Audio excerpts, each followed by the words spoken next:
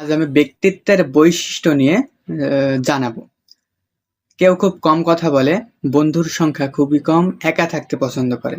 কেউ বা আবার মিশুক, চটপটে। ইন্ট্রোভার্ট আর এক্সট্রোভার্ট। আপনি কোন ধরনের ব্যক্তিত্ব বিলং করেন? আমি কোন ব্যক্তিত্ব বিলং করি সেটা লাস্টে বলবো, তাই শেষ পর্যন্ত সঙ্গে থাকুন। আমি বিশ্বাস করি মানুষকে যদি বৈজ্ঞানিকভাবে সঠিক তথ্য দেওয়া যায় এবং মানুষ যদি নিজেকে চিনতে পারে এবং বুঝতে পারে, তাহলে তাদের বিকাশ এবং ওয়েলবিং দুটোই নিশ্চিত হয়। ব্যক্তিত্ব কাকে বলে? কোনো মানুষের আচরণ, স্বভাব, চিন্তা, অনুভূতি এগুলোর মাধ্যমে প্রকাশিত বৈশিষ্ট্যকে ব্যক্তিত্ব বলা হয়।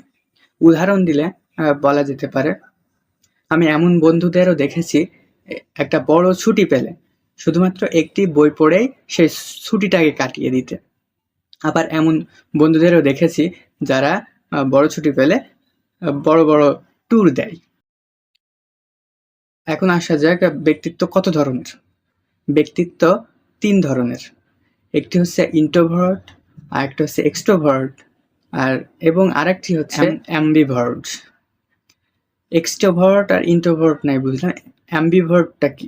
অ্যাম্বিভার্টটা হচ্ছে এক্সট্রোভার্ট আর ইন্ট্রোভার্টের কম্বিনেশন বা মিশ্রণ। ইন্ট্রোভার্ট মানুষ হচ্ছে তারা যারা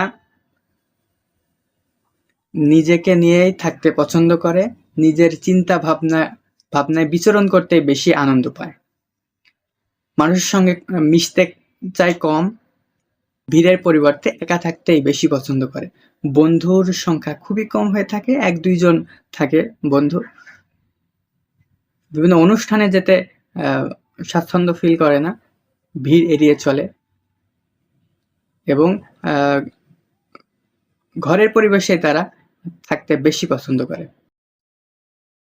এক্সট্রোভার্ট মানুষ তারা যারা বন্ধুত্বপূর্ণ হয়ে থাকে, মিশুক হয়ে থাকে, অপরিচিত মানুষের সঙ্গে পরিচিত হতে খুবই পটু হয়ে থাকে, সামাজিকতাকে উপভোগ করে এবং যে কোনো অনুষ্ঠানে তাদের সামনের কাতারে আপনি দেখতে পাবেন। অ্যাম্বিভার্টটা কি?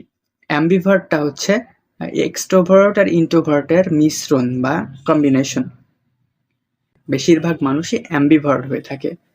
আমার বৈশিষ্ট্যটাও অ্যাম্বিভার্টের শ্রেণীতে পড়ে। পরিশেষে এটাই বলবো, আপনার ব্যক্তিত্ব যেমনই হয়ে থাকুক না কেন, আপনার ব্যক্তিত্বকে উপভোগ করুন। যদি কোনো ভুল বলে থাকি, দয়া করে কমেন্টে টাইপ করে ঠিক করে দিবেন, যাতে একসাথে শিখতে পারি, জানতে পারি। তাই আজকের মতো এখানেই বিদায় নিচ্ছি। দেখা হবে পরবর্তী কোনো ভিডিওতে। ততক্ষণ ভালো থাকুন, সুস্থ থাকুন। ধন্যবাদ সবাইকে।